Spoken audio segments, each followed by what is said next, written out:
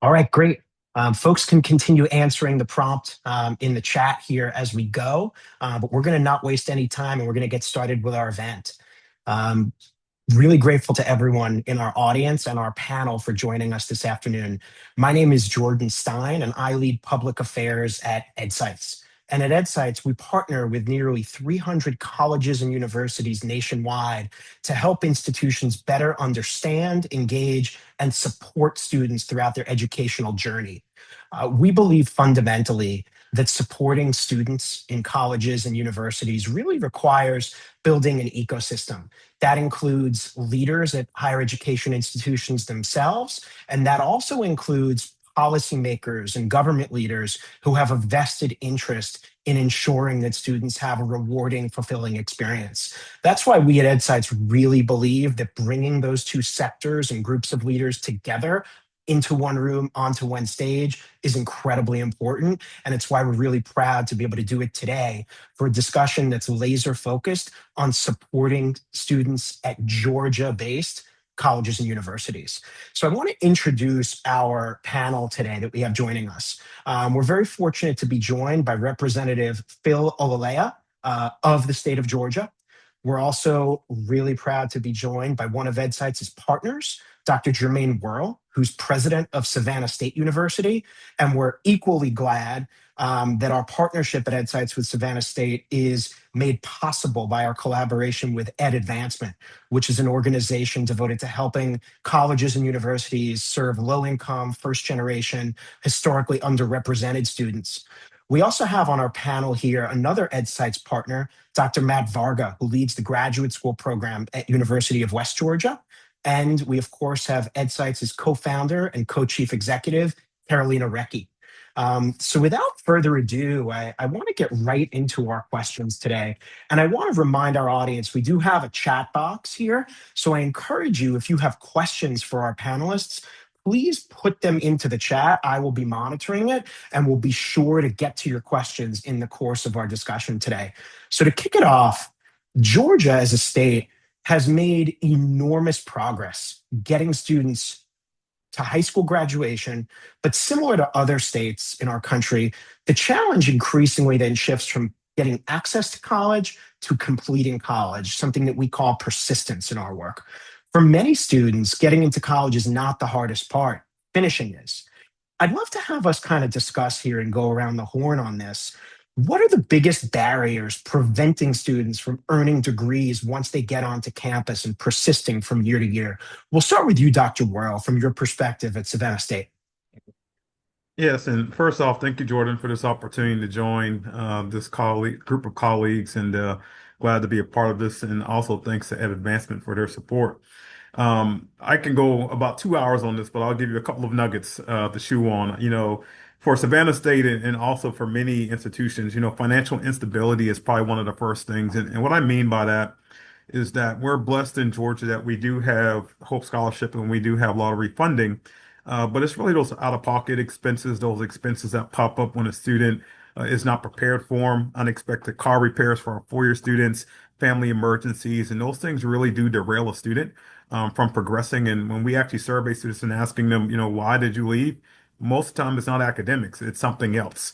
And so that's one thing I would draw out. The other part, too, is just a lack of belonging.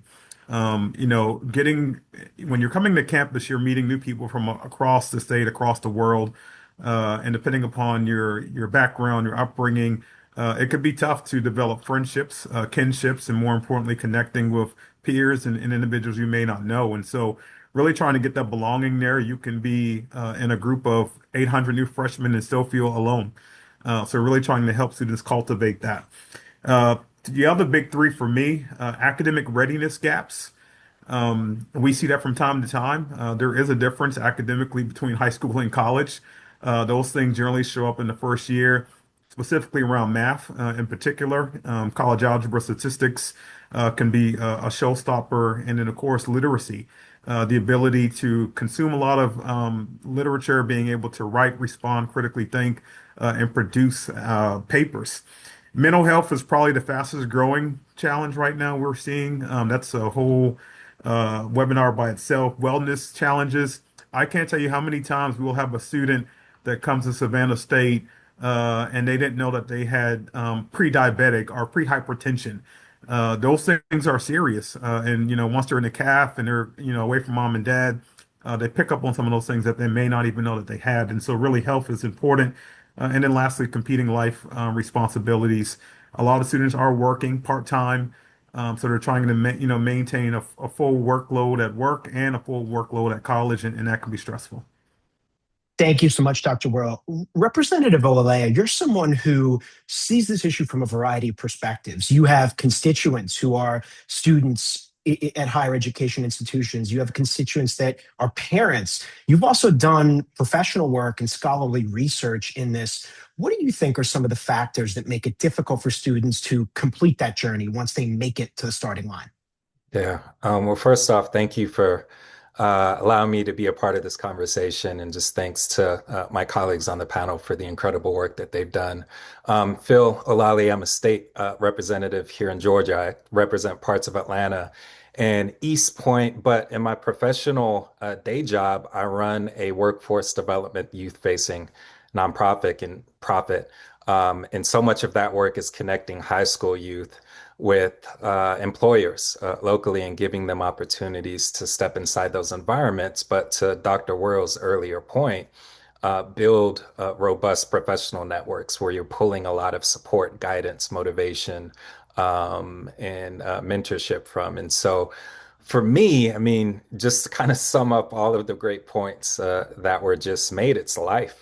Financially, if you're admitted and you can come up with the money and resources to cover tuition, then the real ball game begins, and life is just happening from emergencies to fixing your car. I mean, these one-offs really add up and place a large burden on students, particularly those students who are working students like myself, students who are first generation, where their parents may not have much know-how or familiarity with a lot of the rigors and just day-to-day barriers that stand in the way of academic progress. It has nothing to do with aptitude and capability. So much of it is just the conditions surrounding that young person that gets in the way of the learning. And so it's hard, right? It's hard to control for each individual student's unique set of circumstances.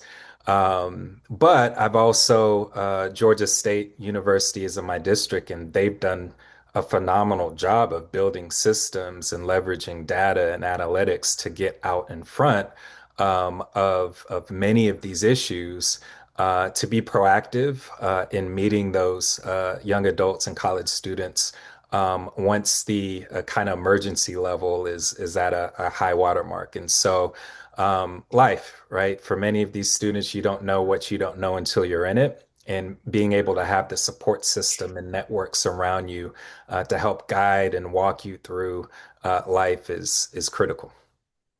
Thank you so much. And Dr. Varga, I want to bring you in here. When we talk about affordability, we oftentimes talk about tuition, but I think, Rep. Olaleye talks about life and this overarching concept about things like housing, transportation, childcare, food insecurity, unexpected expenses. As someone who oversees a graduate program, how do you see these issues come to roost in your kind of day to day when you're dealing with students that in many cases have kind of professional goals, rather explicitly, and are in many cases perhaps older than undergraduates and dealing with life Mhm. challenges?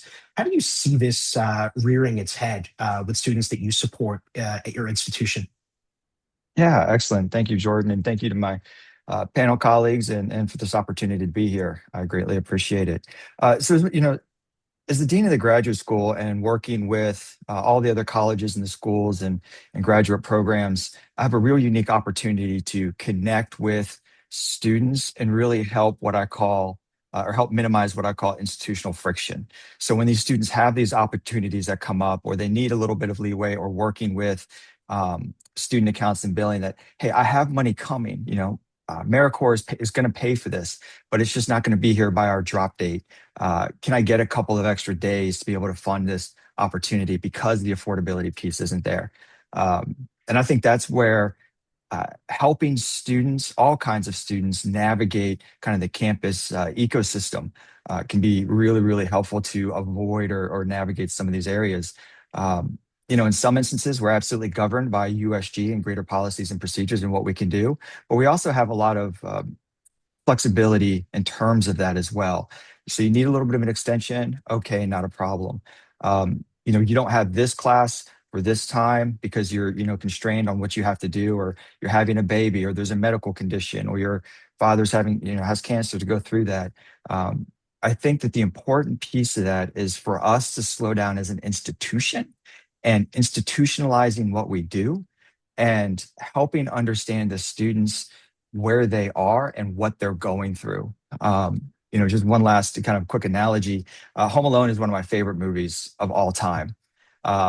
And thinking when, the mother's at the airport and she's on the phone, calls the police station because she's panicking about leaving Kevin at home, right? And they just keep transferring her back and forth. And she just can't get the answer that she needs. But in that moment, she's just so fixated on what she needs to do to take care of what she does. I think that's where we are as an institution. That's how we can help students when they're, when the car breaks down or all these other opportunities. Thank you so much, Dr. Varga. And I want to just reiterate to our audience, we've got a great group here listening in on this conversation. We encourage you to leave questions in our chat that we promise we will leave a couple of minutes to get to. So please feel free. Carolina, I want to bring you in here. One of the things that a variety of our panelists have mentioned today is the concept of first generation students. Many Georgia students are the first in their families to attend college. We're curious in kind of hearing what institutions might perhaps misunderstand about the needs of first generation students. And I want to ask this to you, Carolina, from the perspective of somebody who has heard kind of firsthand insights directly from students, hundreds of thousands of students, across the country about concerns, and how first gen student concerns are really unique on some level in terms of persisting from year to year in higher education journeys. Yeah, thank you, Jordan. The first thing I'll say is just kind of echoing what everyone has just shared. I really do think affordability has shifted and how we define it. And it is those kind of life happens moments that really make it hard for students to persist. We have the privilege of talking to about 1 million, almost 2 million students at this point on a weekly basis and asking them how they're feeling and what barriers they're facing. So we actually have some hard data on this that we share every year in our persistence study. What we see is typically like the struggle to balance work and school, which we can kind of qualify as time management, financial. It's kind of a blend of both. It's truly what we were saying of life. That seems to be the number one thing across the board. But it is worth noting that things like food insecurity, as an example, increased by 10% from this year to last year, and that's a pretty significant increase when you think about it. And we can kind of draw some conclusions of why that is. We know cost of food has gone up, inflation, but it's one thing to assume it, but it's different to see it actually in the data. So those are just some examples. I think in many cases it's that combination of micro barriers, and then there's that one last one that kind of does the trick, whether it's a parking ticket or you run out of gas and you don't have money, and that's maybe the compounding effect of 5 other things that happen, and then students that may be the breaking point. What I think is interesting in talking to students on such a large scale is we know universities have and colleges have so many resources, whether it's emergency grants, technology assistance, transportation, food pantries. Almost everyone we work with has a food pantry. But it isn't first instinct for a student, especially a first gen student, to think, oh, my car broke down. Oh, or, I have a sick parent, or I'm struggling to balance work and school. Let me go talk to someone at my institution. That just doesn't connect just yet. And part of it is the role of higher ed has shifted, right? That wasn't necessarily higher ed's role 30, 40 years ago.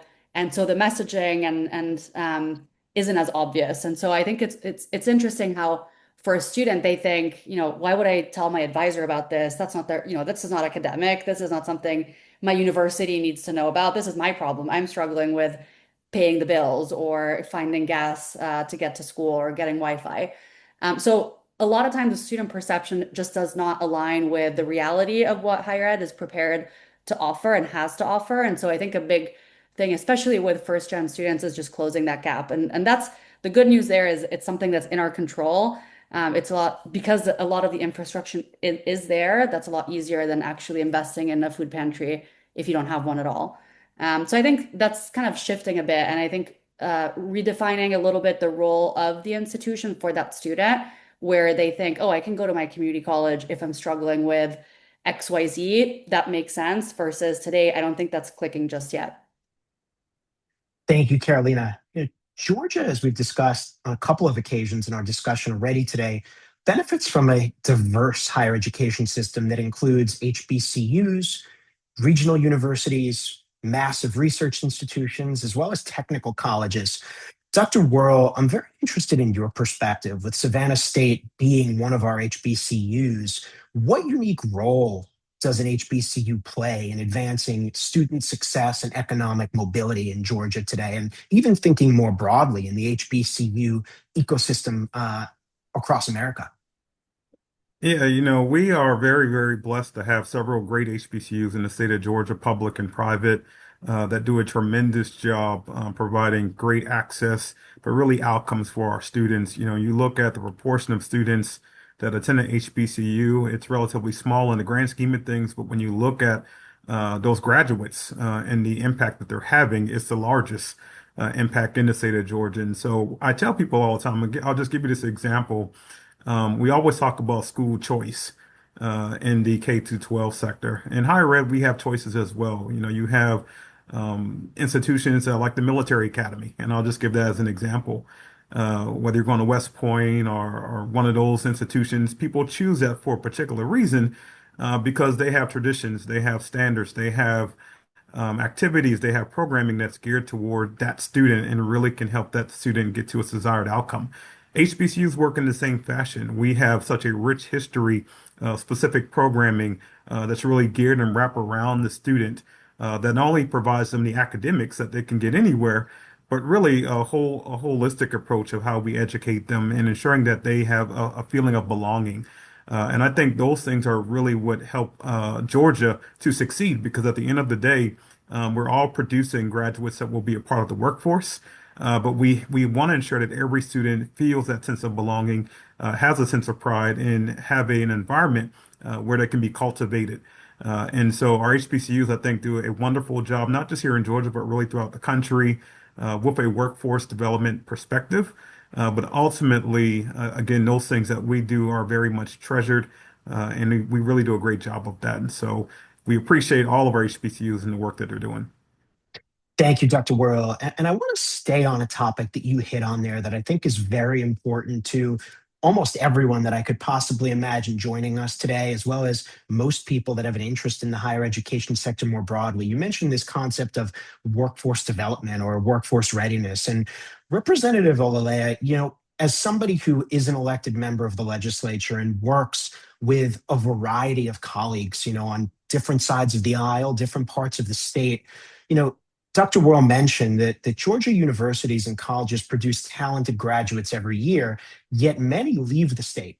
What can higher education, employers, and government policymakers do to make Georgia the place where graduates choose to build their careers and keep that well-educated talent that has persisted through that multi-year journey in the state? How do you think about this? Yeah, I think simply it's through partnerships, and there has to be clear pathways and off-ramps to jobs. And I want to circle back to what Dr. Whirl was saying. I'm a twin, and so when I decided to leave DeKalb County, Stone Mountain, Georgia, and go to college, I went to Duke, and my brother went to Howard, an HBCU. And that level of built-in expectation, recognition, like being seen and having programming and offerings that is meeting you where you're at, it is everything. I was, in my mind, my mom, single mom, immigrant background, we had all the barriers stacked up against us. In my mind, making it to college, I made it. Mama, we made it. I'm good. And it could not have been any further from the truth. And I was seeing my brother year after year, like literally just kick my behind. right? Just because the internships were spoon-fed, the peer-to-peer support, the modeling by upperclassmen and how they reach that back down and pull up those underclassmen goes such a long way. So I did not want to, again, the HBCU, just that community, that built-in community of support goes so far in delivering the outcomes that we want for our college goers. To the workforce development piece, the industries and career spaces are changing. These are not static spaces, and our ability to, in real time, be pulling in insights and inputs from the people doing it to make sure that our level of training and programming and academic preparedness is in lockstep with where industry and professionals are is incredibly important. And on the back end, it's gotta deliver jobs of today and jobs of the future. And again, it requires a close-knit level of collaboration and communication to make sure that both higher ed and the labor kind of workforce are moving together and reading off the same sheet, so to speak. And that students feel comfortable. Again, that support system is so crucial because you can invest. I'm sure Dr. Varga and Dr. Whirl invest so much, and their institutions provide so much. But if those students don't feel comfortable or don't have a guide in order to access and then take advantage of those resources, then it could be all for naught. But again, our ability at the state to help play the role of convener to bring higher ed and workforce together, but also higher ed taking advantage of the simple fact that these industries are changing rapidly, and that if we're not understanding those shifts and changes and integrating those changes into our curricula and into our programs, then we're falling behind and we're making it harder to maintain and keep that homegrown talent. Thank you so much for that. Dr. Varga, I want to go to you here because I think that from your perspective in overseeing a graduate school, right, there's a variety of tasks that are in front of you on a day-to-day, week-to-week basis, right? You are overseeing a faculty, overseeing a curriculum development, but on some level, you're also a recruiter. You're kind of finding ways to get students to enroll and then persist.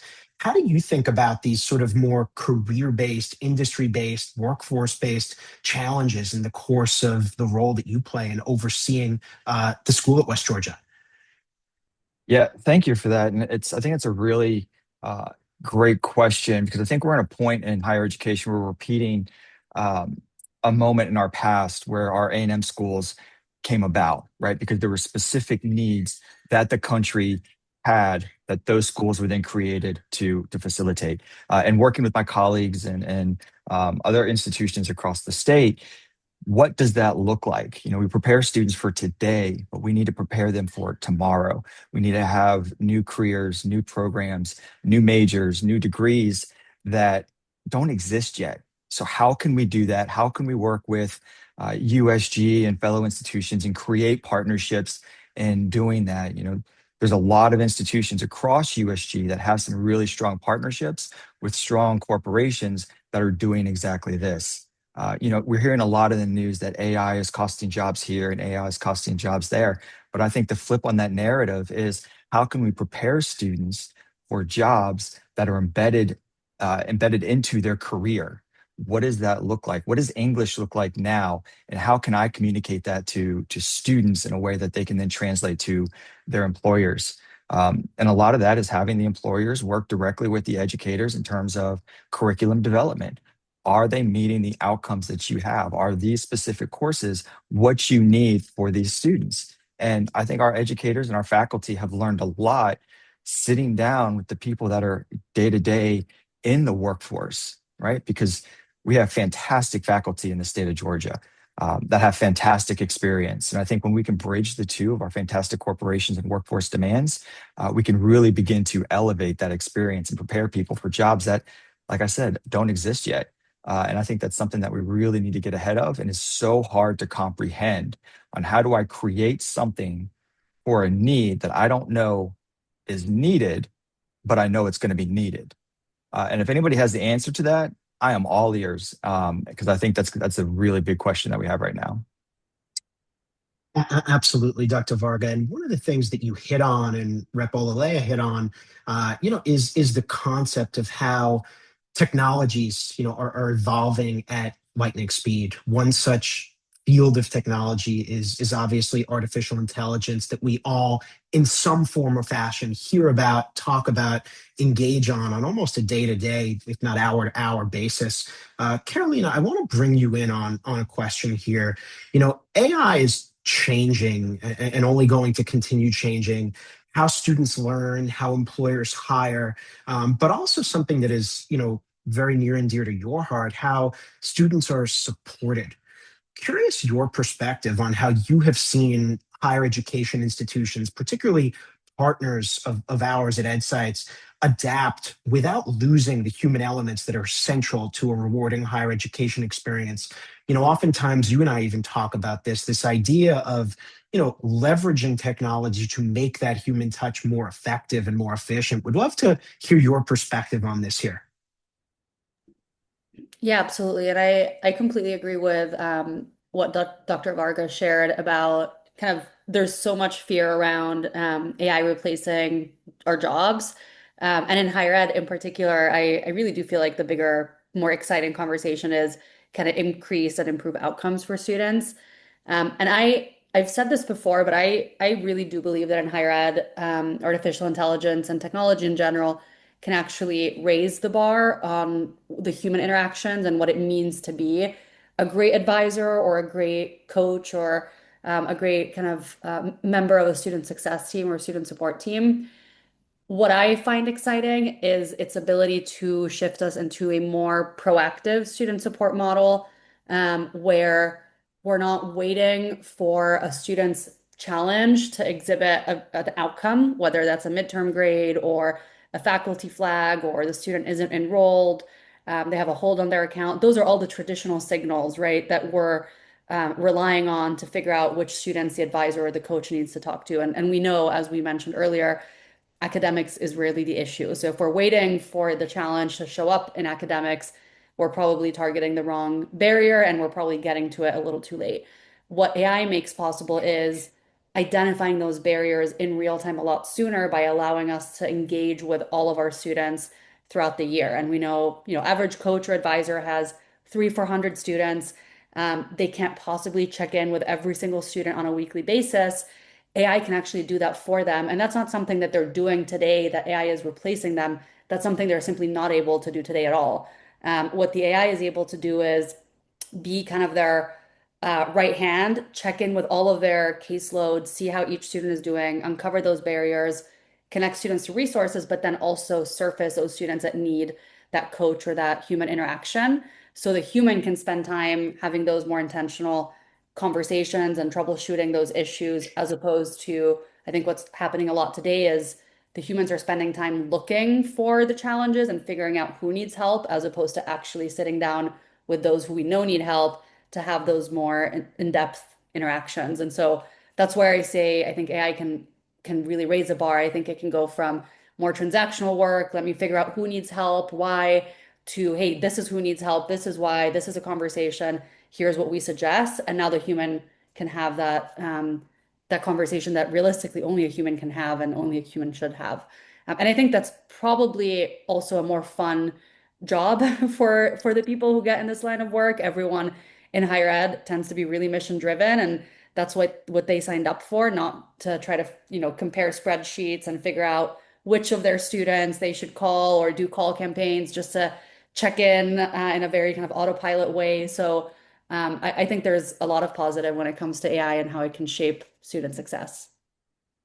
Dr. Whirl, I want to bring you in here. As a university president, one of the things that you're sort of looking out for undoubtedly is not only how to support your students and give them the most first-rate experience possible while on and around your campus, but it's also in building a staff team that is equipped to deliver that first rate experience. As a manager of people, how do you think about our evolving landscape with things such as technology, different expectations placed on staff, different expectations that students and families may have? Curious from a people manager perspective how you're thinking about these questions. Frequently. I always say we're in the people business. We're a service provider. Education is what students pay for, but ultimately what they're paying for is a universal service, and really connectivity in a network. And so that means it starts with our people. We really spend a lot of time ensuring that we're developing, loving on our people, making sure we have the right leaders in the right seats, and empowering them to lead. And I think that's incredibly important, whether it's in higher ed or another business. We have to do that because, again, ultimately, students have choice.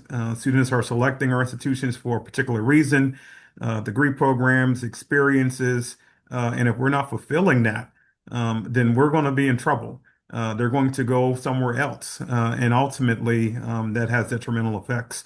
But in terms of leadership, I think it always goes back to ensuring that you invest in and you love the people that you have. And I've always taken that approach to developing leadership within our teams, ensuring that we're investing in the research and development our faculty are doing, encouraging collaboration and knocking down silos. And then more importantly, listening. I think listening is probably one of the most overlooked things that we could do in leadership. Not only listening to our staff and employees, but also listening to our stakeholders, internal and external. And so as those things continue to evolve and as student demands are changing, we need to ensure that the leadership at all levels of the university are in tune, whether that's through surveys and again, retreats, whatever those things are holistically. I think we have to do all of those things if we want to stay on the cutting edge of being a world-class institution. I do want to quickly brag on the folks at Savannah State. I have the best team in USG. Sorry, Dr. Varga, over there in West Georgia. But we absolutely have a phenomenal team of faculty and staff here, great leadership in our faculty senate, our staff council. They get it. They love the students. And that's what makes coming to work exciting outside of just spending time with our students. But to your point, Jordan, it ultimately comes down to ensuring that we hire great people, we retain our talent, we develop individuals, and honestly, we get out their way as leaders and let them do their jobs. Thank you for that, Dr. Whirl. And Representative Olaleye, I want to ask you about an interesting question. Georgia obviously has urban communities, rural communities, mixed communities, et cetera, et cetera. How do you, as a member of the legislature that is, working with colleagues on issues, including but not limited to higher education, sort of balance these dichotomies and work to ensure that students from each and every part of the state have as equal of an opportunity as possible to succeed? The constituency that you are elected to represent is in many ways different from the constituency that a peer of yours who represents, Dr. Whirl's neck of the woods represents, et cetera, et cetera. So always interested in legislators' perspectives on that question. Yeah. I mean, you don't know what you don't know. And we all have our 70,000 person slice of the state that we represent and serve. And so I always say my priority starts within my district, which is pretty diverse in and of itself. But my 1B to that 1A is listening and learning from my colleagues and collecting a full perspective on the state and what opportunities exist throughout the state and in all corners of Georgia, but also the challenges and the barriers that we at the state can be lowering to increase access to resources, increase access to people and networks, increase access to internships, and ultimately increase access to gainful employment opportunities. And so I don't like to rush to judgment and guess at what's happening in Carrollton or what's happening in Savannah. I have colleagues whose job, just like it's my job here in Atlanta, to be at eye level with the stakeholders and leaders such as Dr. Varga and Dr. Whirl, to pull them in to be a part of the solutions creation process to figure out how we at the state can invest in either through direct line items, programs that we can be creating. A big legislative item that I was working on this past session was our student teachers.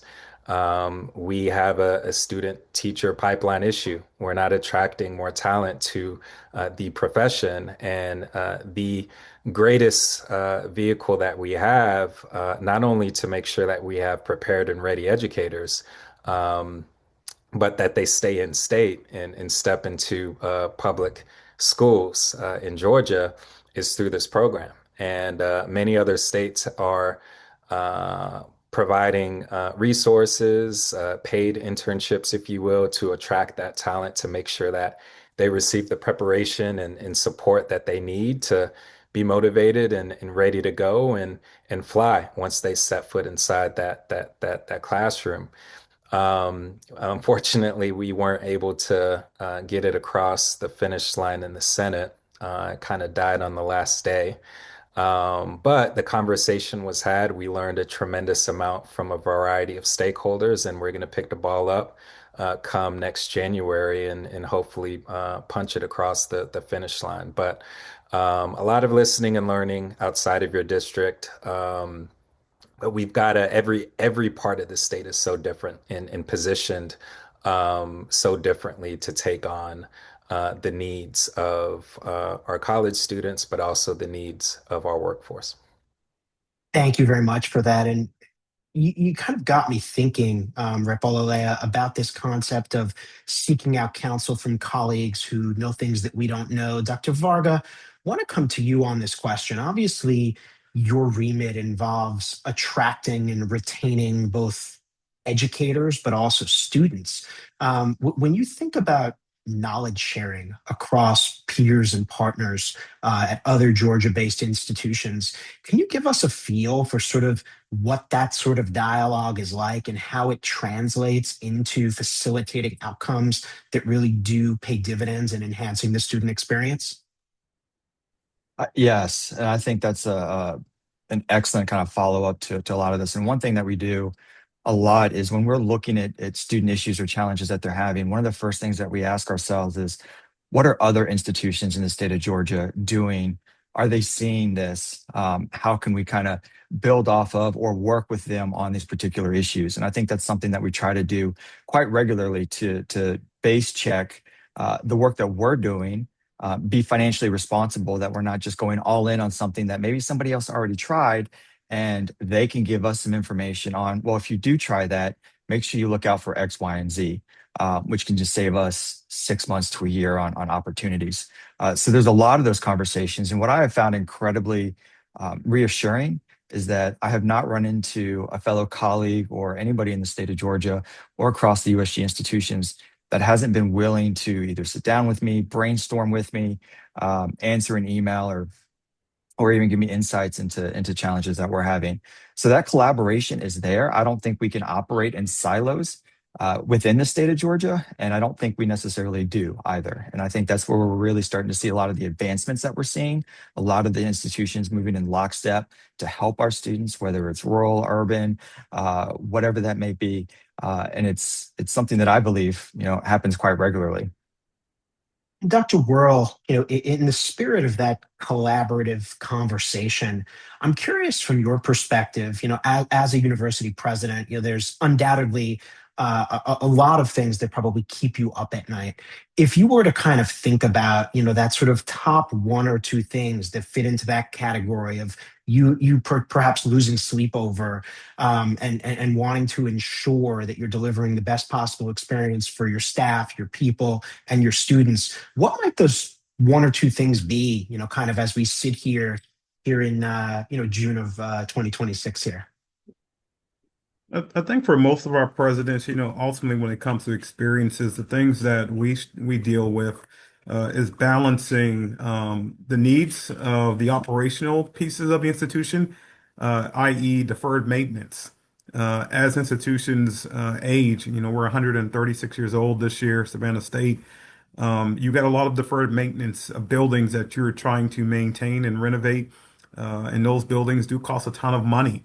But when you're talking about students are not only looking for an academic experience, they're also looking for world-class facilities. And so maintaining those buildings and making sure you have adequate infrastructure. We have the double dip, as I call it here in Savannah, because I'm also sitting right on the water, so I have to deal with hurricanes and very strong storms throughout the year. And so our emergency management is obviously number one, point A on my list of things to be concerned with because we may have to evacuate. We've had to do that over the last several years. And so I think those are really the two primary things. And then really just, trying to ensure that we have additional support in terms of funding to help our students get what we call gap needs met. A lot of times students will only need $500 to $1,200 to, get across the finish line. And we're so thankful to our donors, the endowments that we've been able to build up so we can get them that small amount of money, which may seem small to us, but it is a gigantic barrier of entry for that student, and it's a lot of pressure. I get a lot of phone calls and emails saying, "Dr. Whirl, can you help me? I got a couple more courses to graduate. I really just need some additional funding." I do want to thank our legislature this year for supporting the Dreams funding across USC, that $300 million investment, because it gets at that, which is the core for a lot of our first year students. Just that small amount of funding will help them get across the finish line, and that will, of course, help them to graduate. And so, those are the two biggest things. Again, deferred maintenance, infrastructure, ensuring we have operational capacity. We have emergency management needs here at Savannah more than others, and then ensuring we have gap funding to get our students into and through the institutional experience.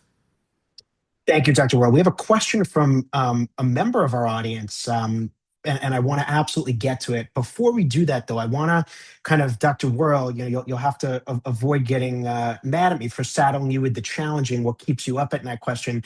To kind of pivot this, I want to pose to Rep. Olaleye, what gives you optimism about the higher education landscape in Georgia?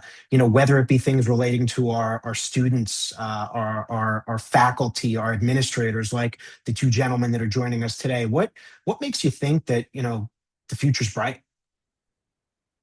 Frankly, conversations like this, we have so many incredible assets, our people, our institutions, our leaders, Fortune 500 companies, no shortage of opportunity out there. It's just connecting the dots and bringing people together to identify opportunities and to take advantage of them. And so the more that we can have these conversations to bring to the surface, what's holding us back, but how we can best bring it all together, the more likely we can realize the outcomes and success that are due. And so there's a lot to be excited about in Georgia, and we've got to keep having conversations like this and bringing the right people together to listen, learn, and to deliver. Thank you. And Carolina, I want to give you an opportunity to weigh in on that because, again, obviously you and the team have a lot of opportunity to engage and collaborate with leaders that are serving students and families in Georgia, as well as across the country. So, given your sort of bird's eye and close down view of the higher education landscape, particularly the student voice, would really love to hear your perspective here on what leaves you optimistic that the future is brighter. And you can feel free to touch on any aspect of student support, staff development, et cetera, et cetera. Really value your perspective here.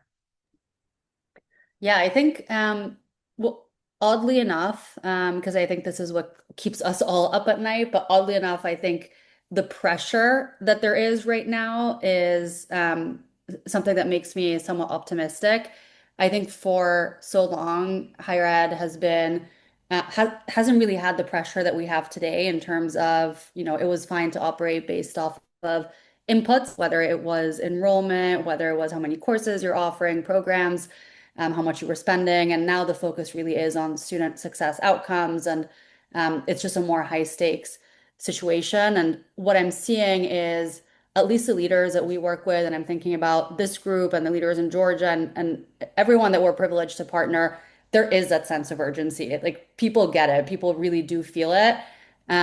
So that I think is a very strong leading indicator.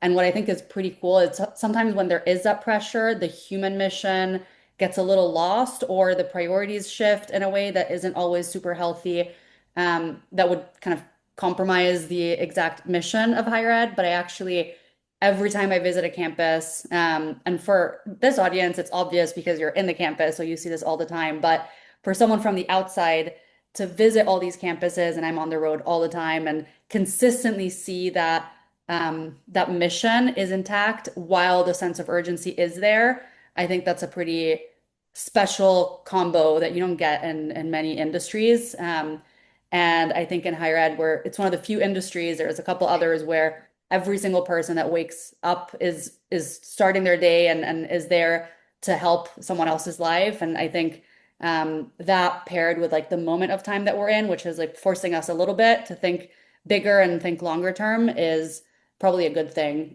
But I think the pressure there is and how it has not, how I see the mission kind of remain so intact is really what I feel good about. Thanks, Carolina. We want to get to a question from a member of our audience here, Stephanie Traversy, who is representing Lake Area Tech College. Stephanie is asking if leaders can speak more to the AI assessing of students and intervention outcomes. What ways are institutions doing this? Dr. Varga, I want to give you an opportunity here to perhaps talk about how technology of any sort, really, but artificial intelligence technology, to the extent you're inclined, plays a role in your ability to most impactfully support your student population. Yeah, so thank you for that opportunity. And that is one area that I think we are continually to grow in, particularly in the grad space, where a lot of the focus and emphasis is on helping and supporting undergraduate students.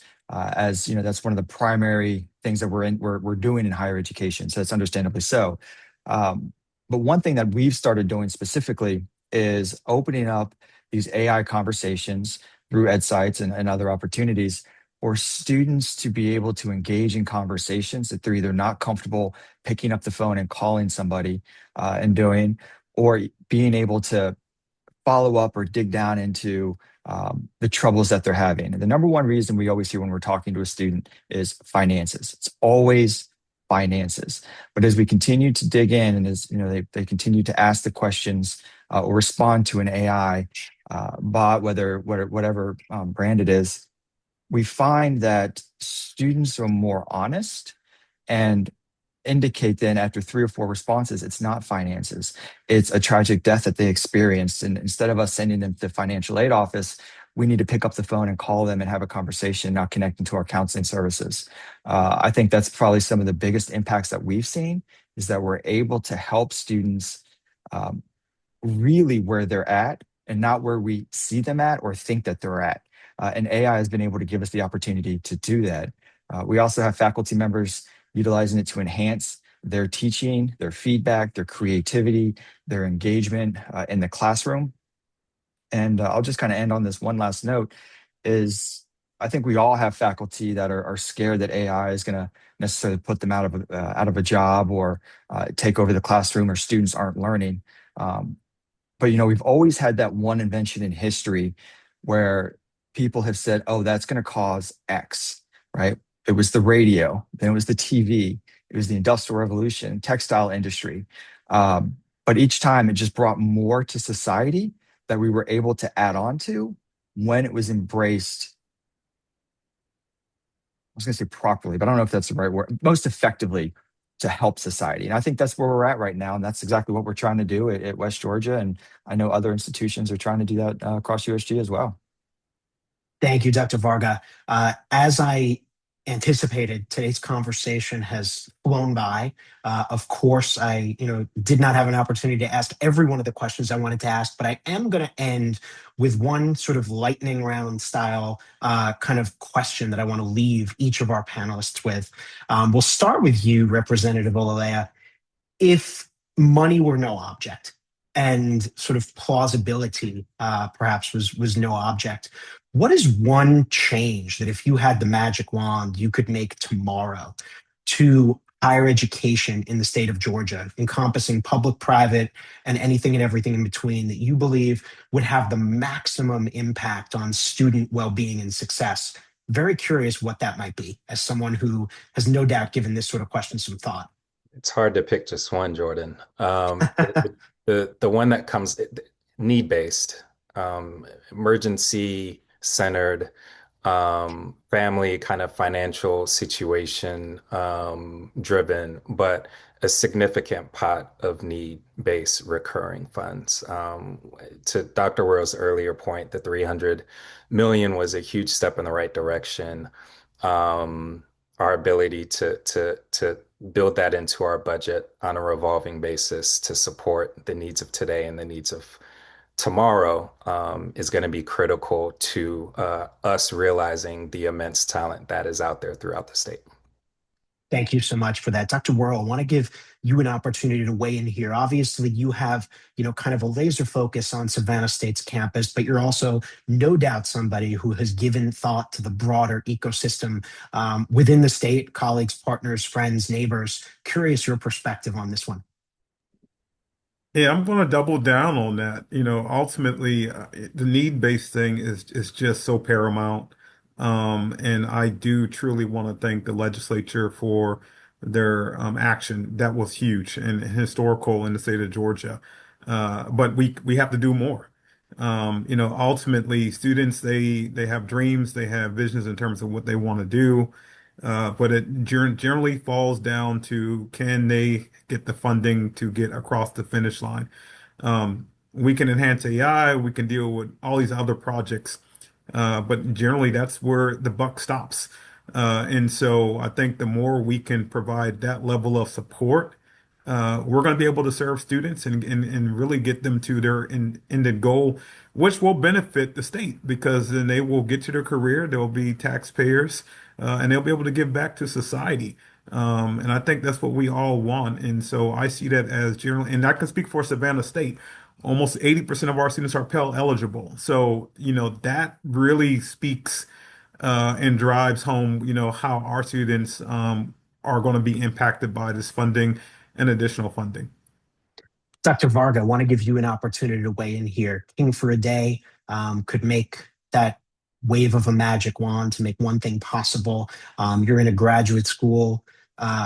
Curious your perspective here as someone who, perhaps might have a somewhat different perspective or somewhat similar. Yeah, I think certainly needs-based is always one of them, right? We see that at the graduate level also. But I think one thing that would be that seamless integration for students to carry on into the advanced degrees. University of West Georgia, I think we're at #2 in social mobility. And a lot of that is because we're able to help students move through to those opportunities and do the workforce and the opportunities. So I think that would be just to wave that magic wand to provide students those opportunities to move through into the advanced degrees that connect them to their occupation and the workforce demands. Thank you, Dr. Varga. And Carolina, I want to give you an opportunity to weigh in here again to reiterate, you're someone who sees student concerns and challenges on a day-to-day, week-to-week basis. You engage with administrators at the most senior levels and advisors that are on the front lines of supporting students. If you could do one thing to kind of change the game, curious your thoughts here and value your perspective on that question. Yeah, I think it's hard because obviously need-based I would say is like if you don't have that, everything else is, doesn't really matter too much. But let's assume that we had unlimited funding and we were able to do that already. My second thing would probably be something around like employer, what we were talking about earlier, employer partnership networks. I've seen that done at some institutional levels and even kind of district levels, but something that really helps with paid internships, partnership networks with like local businesses. I think that goes a really long way. And assuming we've solved the need base, which would already be the biggest win, I think that would be my next thing is, okay, now let's make sure they're not just surviving, but actually thriving and getting the ROI that they expect.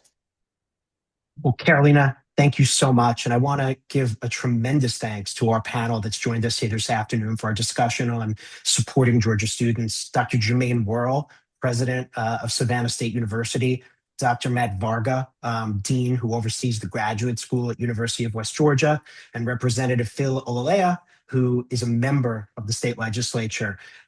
We are EdSights, as I noted at the top, and thank you again to Carolina Recchi, our co-founder, co-CEO, for joining us. We encourage you to visit our websites, EdSights, EdSights.com, to learn more about us. We'd be more than happy to connect with anyone that would like to learn more. And we encourage you to follow us as we continue to facilitate more and more conversations of this sort, bringing together leaders from across sectors, government policymaking, not-for-profit advocacy, and higher education leadership.